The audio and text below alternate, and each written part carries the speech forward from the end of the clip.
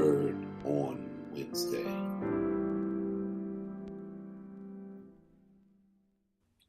Good evening, my brothers and sisters. Welcome to the Village Bible Study on Wednesdays. The day is the 30th of March. It's unbelievable how fast. We all often say this. I know it sounds cliche-ish, but the time is moving fast. The month is gone. It's leaving us. So I hope that you've had a good day today as you're coming on, and that you just make sure that you get some other people on with you tonight.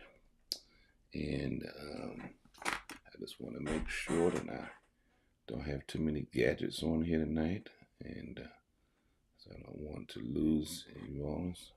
I had to turn some of my Wi-Fi gadgets off, make sure I'm on. So when you come on, they'll go to the bottom of your screen and invite some people to join us.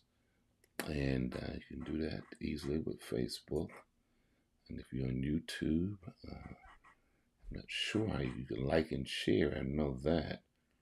And so maybe you can do that and like and share and make sure folks are on with us. And so we want to thank you for jumping on. Good to see you, Deacon Charlie. As always, it's always good to see you. And thank you for just being such a faithful Bible study attender. You're always present and good to see you. Elder Jackie as well. Hope that y'all have had a wonderful day. Like I said earlier, maybe you get on, that you invite some people to jump on with you. All right? That'll be good. That'll be really, really, really, really good. Absolutely. So I just want to remind you of a few things that we are doing at our church. I want to thank all of you who have contributed to provide some snacks for the school, Plummer Elementary School, that we have adopted. And if you didn't get a chance to give something, you can still give it through Givelify, our Cash App. You can go to our best thing is to go to our website and make sure you give through there, because then you'll make sure it goes to the right place. And so website, you should see it down at the bottom of your screen, www.thevillagedc.church, and make sure that you give there, because that's probably the best place for it to go, because then you can be assured that you will give it to the right place at the right time. You can be accounted for, and there's several options there. So you have the opportunity to do that, and we certainly appreciate everybody who contributes to the village, your time, your talent, and your tithe, and all the other things that you do for the church. We are just always just really, really grateful. And every Wednesday morning we pray at 6:15 in the morning, and that information is also on our website. And we had a wonderful prayer this morning. You can always add your name or others to our circle of prayer, so we can pray for them even when we're not online. So take the opportunity to do that. I'm pretty sure, and maybe perhaps you will join us at times and on when we are praying at 6:15. You just have to get up and roll up out of the bed and just join us. Good to see you, Patience. So good to see you. I had to go to the doctors today and get to have them look me over and work me out. So, but I'm doing okay. I try to tell everybody, if you have health insurance, you need to use it. Make sure you go and go to the doctor and do all those other things you're supposed to be doing. Because the thing about it is, you want to take care of yourself the best way you can. All right. So let's get started tonight. We'll begin with prayer and then we'll just get started. I was just trying to post this on my page, but I'll do that later. All right, God, we thank you for wonderful time. We thank you for just blessing us today. Thank you for just being good to us and being kind, and we're just so grateful for everything that we experience in life. We give you praise and we give you honor, and we're just really, really so grateful. And so we pray that we have a good Bible study tonight, that it will be rich, that it will meet our needs and maybe open our eyes to some things that cause us to think. And this is our prayer in Jesus' name. Amen. All right, hopefully I won't be having too many freezings and carrying on because I see my my Wi-Fi is connected to my other thing. So anyway, hopefully it will be okay. All right, so we're back in Nehemiah where we're dealing with. This is our 10th session, if you can believe it. Wow, we're coming down to the end, getting closer to um, Easter and all of that, and Palm Sunday. So we're going through this building broken communities, and it's just sort of a tip of the iceberg, really, in terms of what we are studying. Is kind of we're just at the tip, and because there's so much to learn when you're trying to build something that's broken. It's very challenging. Sometimes it's easier when something is broken to walk away from it, to discard it, to say it has no more use, um, but to actually build something that is actually broken means you have to take the time to care for those pieces that have been sort of disjointed, dismembered, in order to fit them back together, sometimes better than they were before. So tonight we're going to just look at the latter part of chapter 2. We look at verses 16 through 20. So if you do have your Bibles, I just ask you to get there, and I'll make sure I'll post it so you can see it. And um, but yeah, it's the Nehemiah chapter 2, verses 16 through 20, reading from the New Living Translation of the Bible. The New Living Translation of the Bible. Yeah. And so, in hope that I give you an opportunity to get there, just in case you're lagging behind, as I know it's a little delay in what I say and how it gets to you. But it reads this way. It says, the city officials did not know I had been out there. This is Nehemiah talking, been out there surveying, looking over what was going on, looking over the people, but looking over the wall, the structure. And he says, or what I was doing, for I had not yet said anything to anyone about my plans.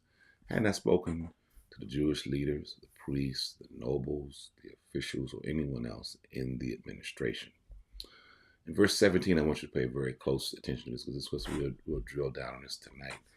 But now I said to them, you know very well what trouble we are in. Jerusalem lies in ruins, and its gates have been destroyed by fire.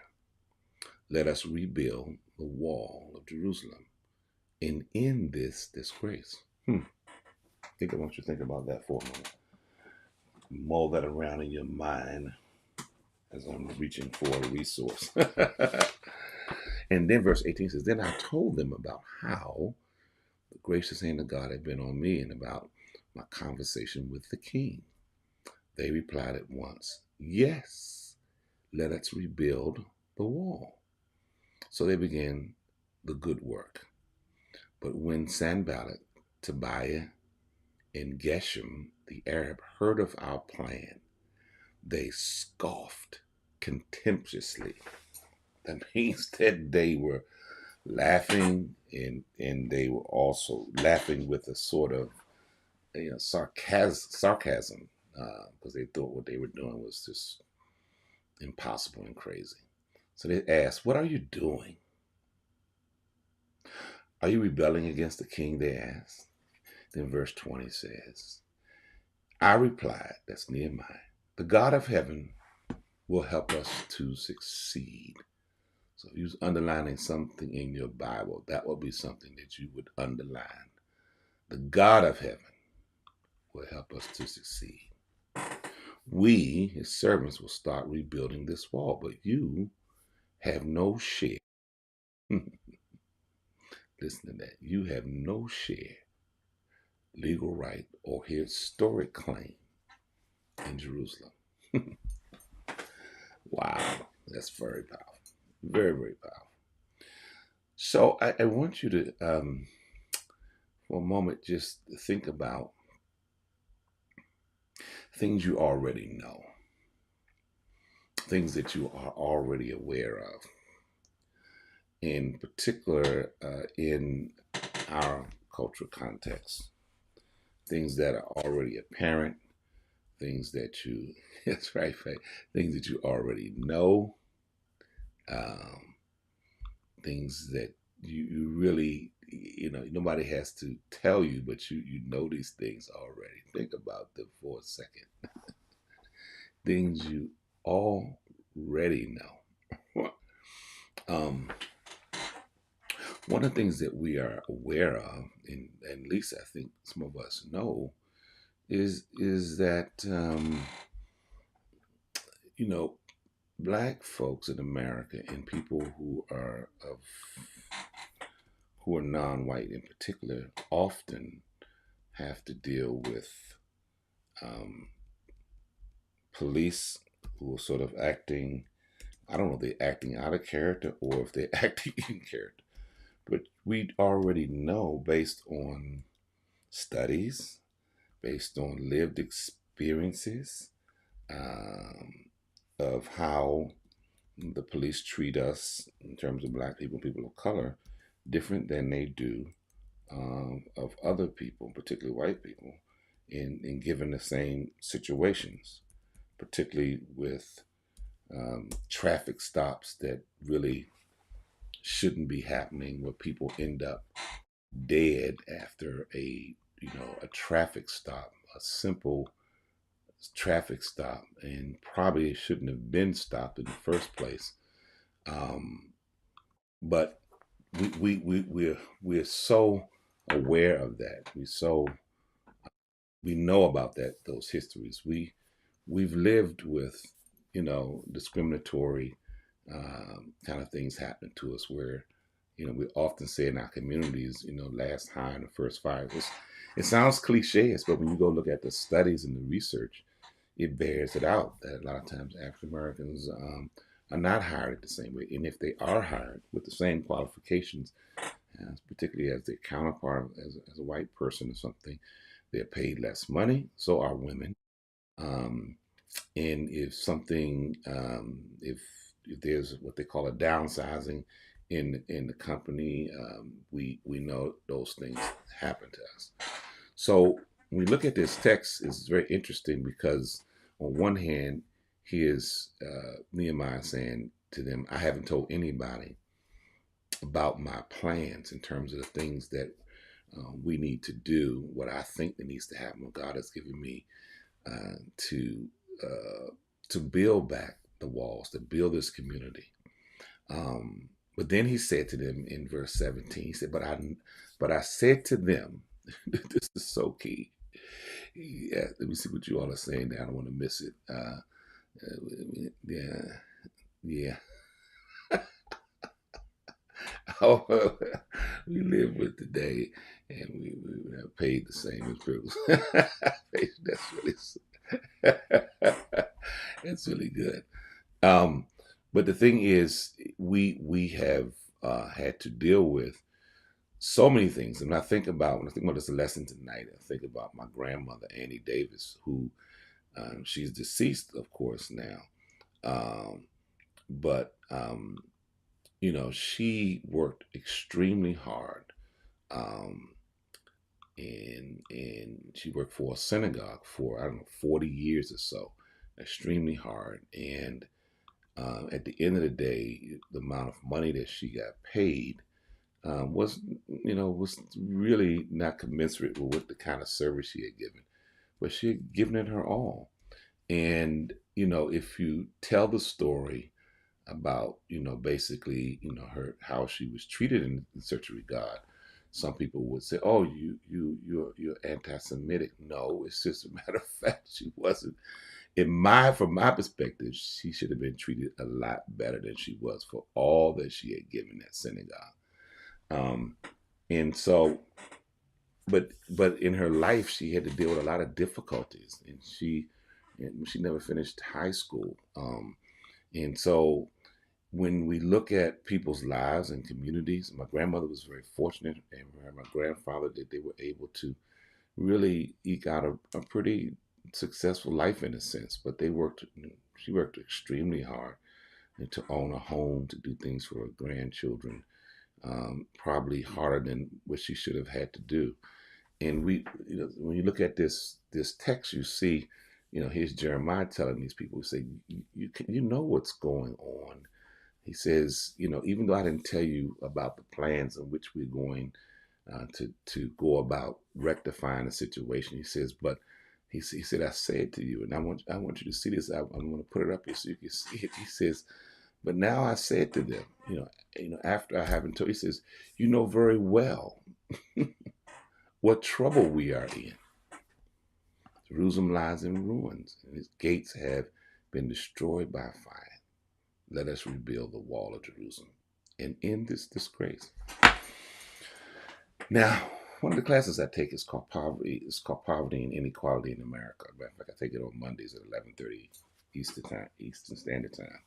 And my professor, Dr. Rank, um, what he has introduced me to, which I had a feeling about, I knew, but I didn't have the research. I didn't know where to go. Wasn't even thinking about poverty actually. But when you look at all the research, it doesn't matter whether you're Republican or Democrat or African American, European American, Asian, or anything. When you look at the research, what the research says is that poverty is a systemic problem. It is a problem that's even made worse and created a lot of sense by the system. What does that mean? It means that there is not the individual's problem that they are poor. It's how the system operates. And I know some people would probably call me and say, "Oh, you're crazy. If they work harder, they wouldn't be so poor." No, if you look at the statistics and you look at the studies, and studies don't lie, these are not Republican studies or Democrat studies. These are people who do research. And, when you look at how challenging it is for a person to get out of poverty in America, the system creates these barriers, so it keeps people impoverished. And there's a book that was written by Jonathan Kozol a few years ago called Savage Inequalities. This book was written in 1991, and it's in my library. And I'll try to put up the name so you can have it. But I mean, it is, it's telling about, and he's really telling a story about East St. Louis, and in the difficulties this city has faced. Is one of the probably poorest cities in the country, and it's also one of the blackest ones. So, but basically, you had these companies who were poisoning the environment because of the emissions that are coming from their factories.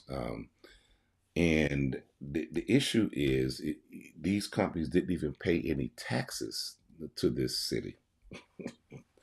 Um, and so they didn't pay any taxes to East St. Louis. That means that St. Louis was robbed of the resources, even from these manufacturing companies in their backyard. And then they turned around and they built communities and built them in such a way that these people are like their workers who lived in these communities didn't pay any taxes to East St. Louis. You had predominantly white communities that lived on the bluff overlooking sort of East St. Louis. East St. Louis is in the valley, and so from the bluffs, you have this runoff water. So you can imagine you live in East St. Louis is sort of in the floodplain. You got people living on the bluffs. The water is coming from their properties down East St. Louis. And guess what? It's creating a problem, and they don't want to pay for it. So even the people who live in what they call a bluff area should have been paying taxes into East St. Louis, but they came up with a way, and this is a system, to cut them off from any taxes. So then, of course, East St. Louis has to raise its taxes so high, and that means a lot of things they couldn't pay for, like we take for granted, like trash pickup, like the school systems. And so then they say, "Oh, look at that school system. Look how bad it is. Where you've taken all the resources out. How do you expect them to survive?"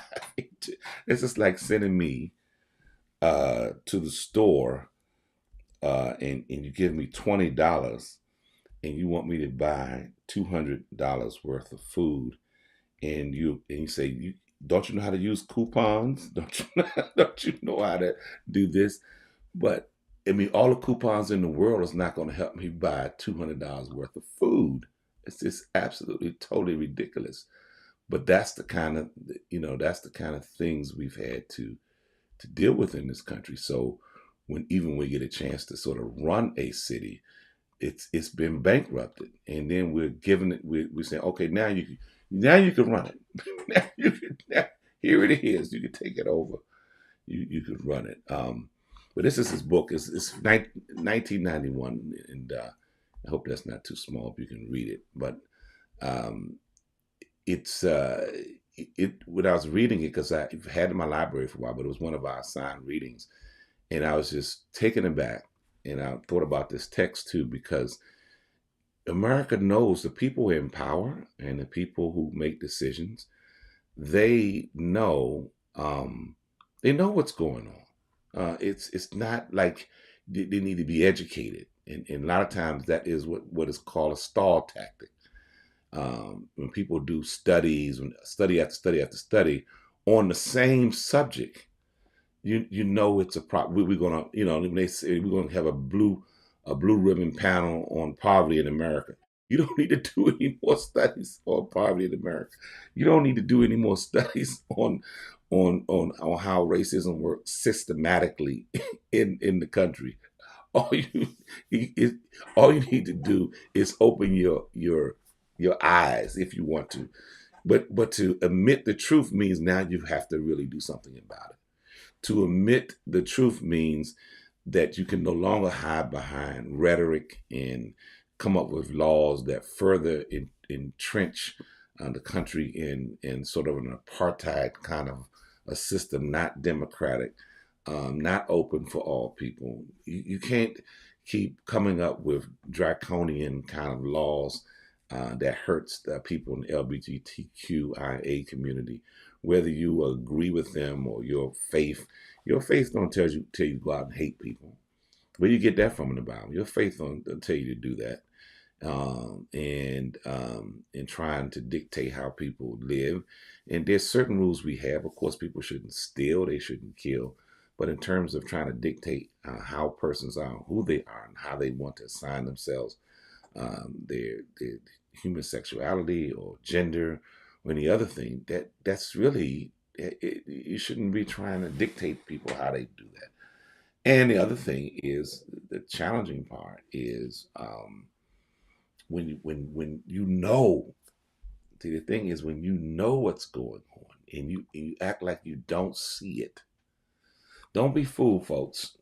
I know people want to get caught up in what's going on with Will and Chris Rock and Jada, and I know it's great conversation in terms of to get your minds twisted on somebody else. These, first of all, these are millionaires, and I'm pretty sure Will's going to have to deal with the consequences. But the sad thing is, while we're talking about Will and Chris Rock and all of that, we got serious issues going on in this country that are happening. And one of my colleagues tried to equate this with some, police brutality. I said, no, this is not this is not that. But that's what happens sometimes. And in your life, you get caught down in the minutia of things and miss the big picture. Yeah, impatience is very good. And we all know too, like what's going on at the borders, like in the United States. There's two different kinds of uh, sort of rules. Haitian people were sent back, and it was less of them. And I don't think it was like 100,000 Haitians coming over to America. It was the numbers weren't that high, but they were treated like they were runaway slaves.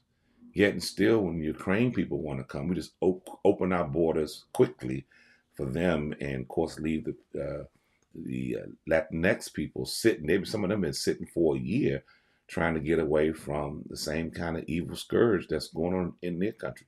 So you always ask yourself, what is our people valued differently? And if you just give it the eye test and give the action test, you'll say, yeah, something is definitely wrong with that. So this text says, but you know very well what trouble we are in. This is Nehemiah saying, Jerusalem, like it lies in ruins. I'm not telling you something you don't already know. Its gates have been destroyed by fire. Let us rebuild the wall of Jerusalem and end this disgrace. It's almost like this as we build in broken communities, we know what's going on. We know that there's systemic problems. We also know there is mental illness in our communities, brought on by stress, brought on by trauma. There are plenty of studies that already tell us that once people experience trauma in one generation, a lot of times it carries over to the next generation. They don't have to experience the same trauma. It's just that trauma. It's almost like genetics. It becomes a part of their family tree. And then if they're in situations where, let's say, they have police who stop them for no reason, or if there are murders in their communities, yes, they could be murdering each other. But why is that happening? What's at the bottom of it? Not just looking at what's the top. Why is this happening? So why are people who on opioids treated as if they have a habit, but people who smoke marijuana or crack, they or heroin, they drug addicts. One is you can claim one group they have a sickness, and we need to give them the best health care, get them out of the sickness. The other group, we want to put them in jail, in prison. So we know. We don't have anybody tell us, and you know very well what trouble we're in. And it's not them or they, it's we, our country. Right? There's the black folks or the white folks. No, it's we. We are in trouble. It took me a long time to get there because if we don't get it together as a country, that all the parties included, then we there may be a difficulty for us being going further and being a country that really succeeds in the future. When we I keep saying we because it's not about them and not no, it's us. Because if we don't work these things out and figure out that we've got to deal with racism, we have to find a way to end it. We got to deal with how we think about people in poverty. We got to be serious about it. We can't let politicians off the hook any longer. They don't have any platform for dealing with poverty. We've got people who are unhoused. We've got children living in squalor, living in the streets, and we are the richest country, or at least at the very top. We at the top, or right there at the top, and it doesn't make any sense. People say, "Well, it ain't my responsibility." It's all of our responsibilities, and it's a country, it's a nation. Particularly when you have resources that are being wasted. We spend more on end of the life treatment for people than we do for preventative care. And also, we spend a ton of money on healthcare and it's money, but it's the way it's allocated. It's the way the system runs. It could be more efficient. It could be more encompassing of more people and probably spending less. And those who are in power know that. That's the thing about it. So what I want to share tonight, I was getting ready for my time. I get so excited about teaching this lesson.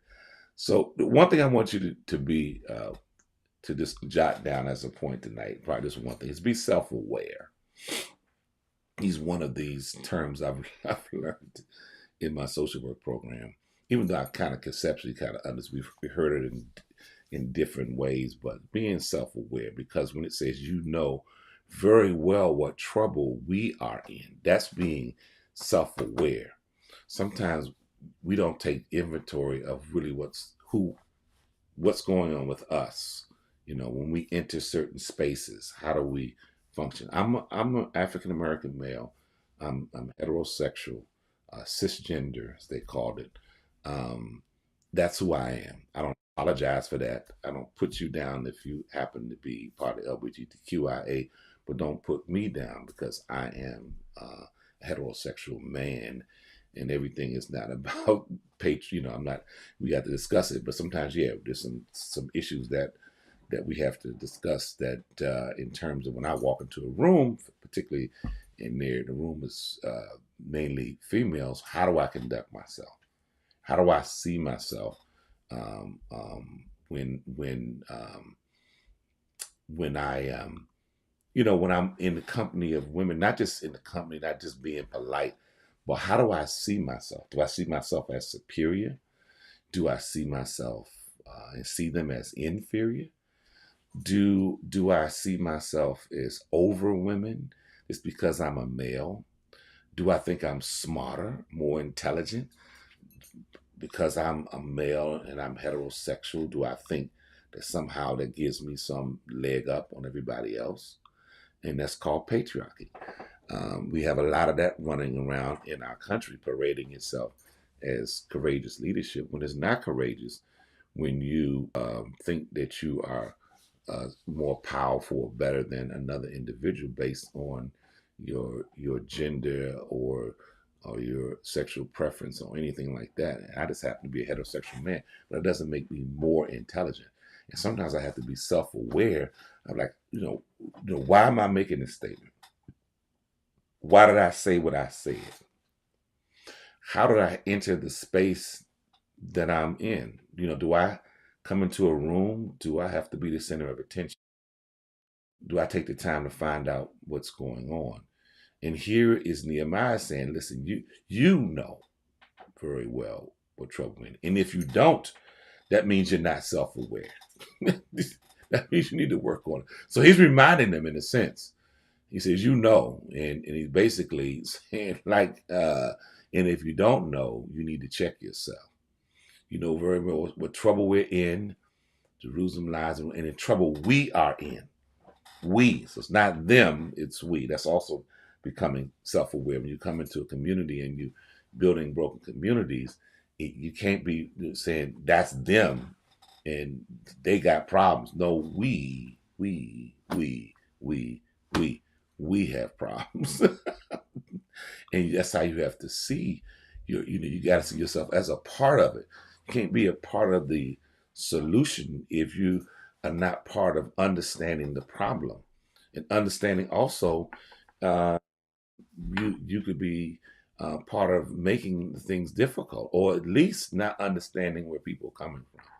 That's why it's hard in when we talk about gentrification, even though the individual whites who are moving in, it is not necessary. They didn't create gentrification; they're taking advantage of it, and sometimes they could be advocates for making things better, not just enjoying gentrification, but saying something is definitely wrong with this if people are being pushed out of their community so we can come in. This is not right. We need to correct it. And it doesn't mean that we still can't live together and work together. But if you just think that you just I don't know what's going on, it's not my problem. Yeah, it is your problem because then now you're participating in something that you could speak up and speak out against. And there's certain things you could probably do. Yeah, some of it could be hard. One of the decisions could be, I'm not going to live here.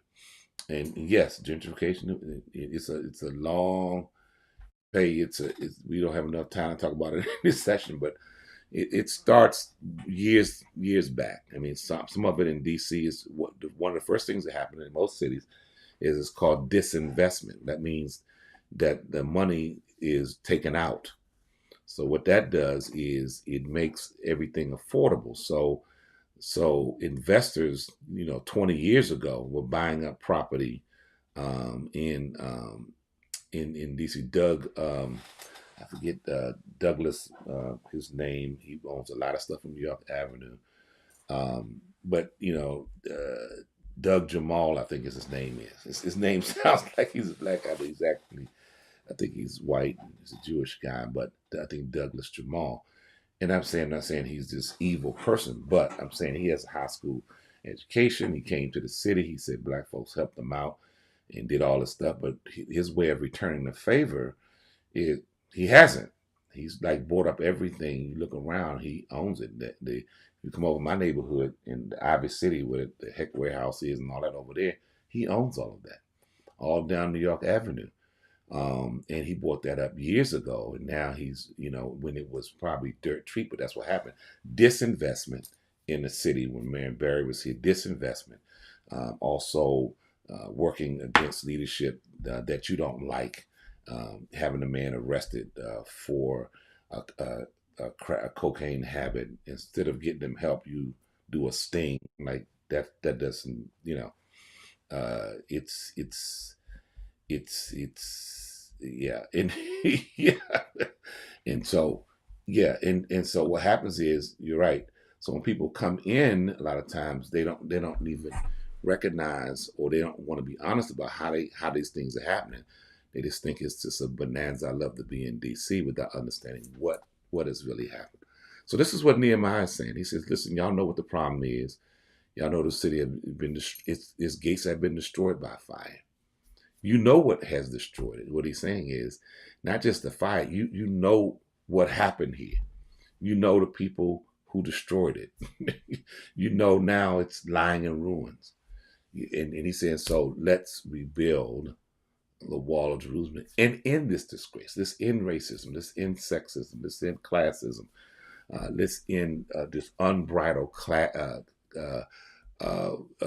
just this system of capitalism where everything is based on market. The market is unforgiving. It doesn't matter. Of fact, the market is is not racist or anything. It's just it doesn't care about anybody. All the market cares about is the bottom line, and so that means anybody.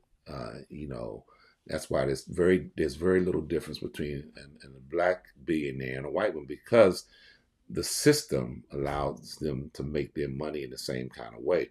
Now, of course, the way they spend it, the way they invest it, I mean, in terms of the philanthropy stuff they do, but if we don't get that, some of us are still pushing to do all of these great things. But you got to think, how does this thing work? And capitalism is based on free and cheap labor. That's why slavery lasted so long. That's why we have what is termed as illegal immigrants that no one really has a problem with, as long as they help them with the farming, help them with all of the chores across the country. Then they have to leave, and then we want to pretend that we want to shut the borders down. When really, if we took all of the so-called illegal aliens out of our country, we probably would collapse, because a lot of the work that they do keeps our country going. And many people who are here don't want to do a lot of the jobs, whether they're construction or other kinds of jobs. They just don't want to do them. So, but also, to me, it takes advantage of another group of people that shouldn't be taken advantage of. Why couldn't we come up with a system that's more equitable and fair and just? Why can't we help to invest in Mexico and so I thought about this thing. I know it's kind of radical, but why do we have borders and lines, and certain people can't come in and certain people not welcome? Of course, if somebody is a real terrorist and going to do something evil to a country, you want to make sure you're taking. But we have plenty homegrown terrorists that we need to be dealing with. Well, people coming over here, we got enough of that already. So that's what you think about that tonight. To be self-aware And then I'm going to read this last part. I'm going to be done. It said, then I told them about how the gracious hand of God had been on me, and about my conversation with the king. So he's talking about, listen, I talked to God, but I also talked to somebody here on earth who has some power as well. And they replied at once, yes, let's rebuild the wall. So they began the good work. And then, but when Sanballat, Tobiah, and Geshem, the Arab, heard of our plan, they scoffed contemptuously. Uh, and they said, what are you doing? And that's always going to happen. But listen, verse 20 is key. We'll kind of drill down this more next week. It says, but I replied, the God of heaven will help us succeed. And so that's the other thing. You have to not only be self-aware, but understand that you really are fortified, and you really have a God who's interested in your success. So you really have to just think about that. You really have a God who's interested in your success, um, and that's a powerful thing to think about. A God who's interested, in your success, and yeah, and to me that's powerful. A God is interested, in your success. And so sometimes we think about a lot of things, about God, God being omnipotent, God being omniscient, and all these things. But He's interested in your success, and that's in my success, and our people's success. And I think that's something we need to think about in terms of how we understand God. That He's a God who is very much interested in our success, interested in your success, interested in my success. God is interested in your success. So those are those two things I want you sort of just to grapple with tonight, and think about, as we sort of close up our lesson for the night, because it's now 8:13. I try to, not to go past 45 minutes, but building broken community. So remember, you have to be self-aware, and we'll kind of dig down more. Is that God is really interested in your success. God is not interested in your failure. He's not interested. We always think of this God as this punishing, angry God. But I think that's another view that some people want to have, and I think it's this overused, that this God is this vengeful person just wants to get at us. I don't see God that way. I think God is really, really interested in our success, and I always wonder, why would God give us this free will, this ability to think for ourselves, and then turn around and punish us for it? I just don't. I don't see God that way. I don't embrace a God that way. All right. So I'm finished for tonight. Listen, I want to thank you all for joining us tonight. And as we do each week, I want to thank all of you all who support the village, and all the things that we do. And I'm grateful for um, the members who tithe, who give on a regular basis. We're so appreciative of what you do, because you don't have to do anything. And so we are just really, really grateful. Um, and even if you want to make a contribution tonight, you can always give through Givelify. You can give through Cash App. Remember, all of your gifts are tax deductible. And I encourage you to go to our website, and villagedc.church, and go through our website, and all of the giving sort of options are there. And if you give something tonight, we really appreciate everything you do. We just because without your support, your prayers, your gifts, your love, we would not make it. So I am just really, really grateful. Listen, we'll see you hopefully on Sunday at 9 a.m. Please get up in the morning and tell your friends. Maybe you can send out an invitation. If you see ours, just push it on. Thank you again for your prayers. Thank you again for tuning in tonight. We will see you on Sunday. God bless and have a wonderful evening.